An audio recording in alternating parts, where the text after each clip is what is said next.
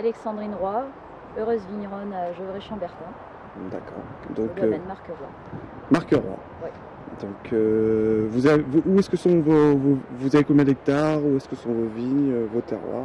On a 4 hectares de vignes qui sont principalement situées à Gevrey-Chambertin, où on travaille donc en appellation village. Et on a un demi-hectare de Marsanais blanc, les Champerdries, qui est en fait situé non pas à Marsanais, mais entre Fissa et Couchet, à flanc de coteau. Donc, très joli terroir sur une veine à blanc, très sympa.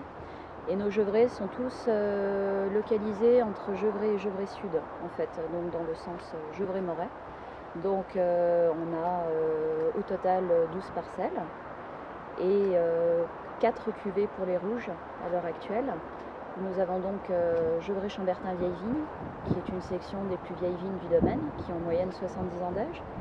Nous avons Clos-Prieur, qui est un lieu-dit situé en dessous de Mazy-Chambertin, qui est en village également, même s'il existe une partie en premier cru. Et nous avons la cuvée Alexandrine que j'ai créée en 2005 suite à un petit coup de cœur en fait par rapport à des raisins mi-irlandais qui poussent sur le domaine bien sûr.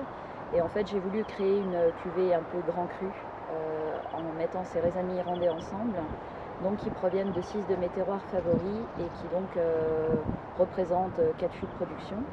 Et puis la petite dernière, donc c'est cuvée La Justice, donc où nous sommes actuellement. C'est un coup de cœur et puis mon premier achat de vigne. Donc j'ai acquéri cette parcelle juste à temps pour la récolte 2011. Et donc c'est là où nous sommes actuellement. D'accord. Donc on est dans le village, hein, oui, c'est ça. De Gevrey.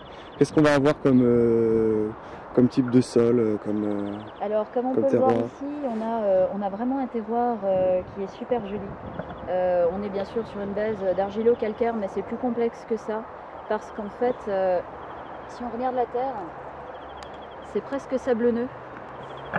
Ça donne vraiment une texture très particulière dans les vins. On a vraiment quelque chose qui va tendre sur de la minéralité. Et puis aussi au niveau de la texture du vin lui-même, on va avoir quelque chose de presque croquant, un fruit très brillant, très pur. Le vin va être super charnu, tout en gardant une tension qui, selon moi, est directement liée à ce terroir bien spécifique. D'accord. Donc là, c'est premier millésime? Oui, le premier bébé. D'accord. Alors ça se présente comment?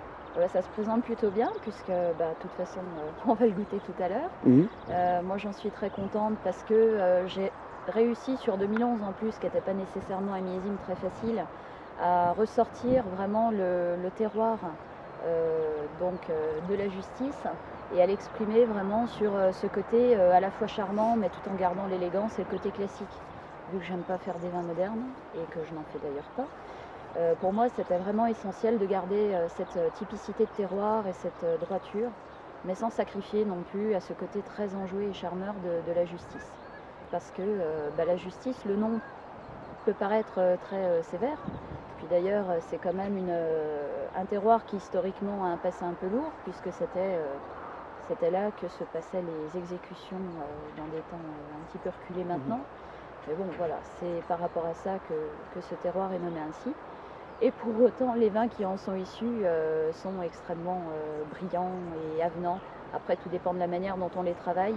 Moi, je ne les travaille pas sur l'austérité. J'aime pas travailler des vieilles vignes sur l'austérité. Je cherche pas à durcir les vins. D'autant plus qu'on a quand même des vieilles vignes. Donc, vraiment, naturellement, ça fait bon.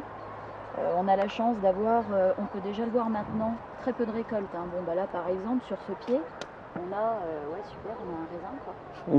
Un raisin et puis il est petit en plus. Donc, en plus, il va mi-irlandais, c'est-à-dire que ici, par rapport à l'âge des cèpes et par rapport à la floraison d'une manière générale, et par rapport donc au type de pied, parce que là on est sur du pinot tordu, dit pinot fin, on va avoir des raisins mi-irlandais naturellement, quoi. Donc la parcelle paraît grande comme ça, mais en fait il y a très peu de vins qui en sera issu. Et globalement, rappelons ce que c'est que le mirandage, qu'est-ce que c'est que exactement? Alors, le raisin mi-irlandais, à la base, c'est un défaut à la floraison. Donc ce défaut peut venir bien sûr des conditions climatiques, donc beaucoup de vent, de la pluie, du froid, qui va faire couler la fleur. C'est-à-dire qu'on va avoir une fécondation qui va être partielle, voire complètement ratée. Et donc le raisin, en conséquence, souvent il sera pyrène, c'est-à-dire qu'il n'y a pas de pépins, 9 fois sur 10. Il va avoir une rafle assez épaisse, et puis des petites grumettes, mais vraiment des petites billes, quoi, guère plus grosses que ça, et de taille variée, inégale, très peu de jus, peau très épaisse, donc un ratio peau-jus qui va être nettement supérieur par rapport à un raisin classique. Le mi-randage, ça vient aussi naturellement sur de la vieille vigne comme ça, parce que la vieille vigne évidemment est moins vigoureuse, moins fugueuse, donc elle va produire moins, et elle va naturellement mi-rander.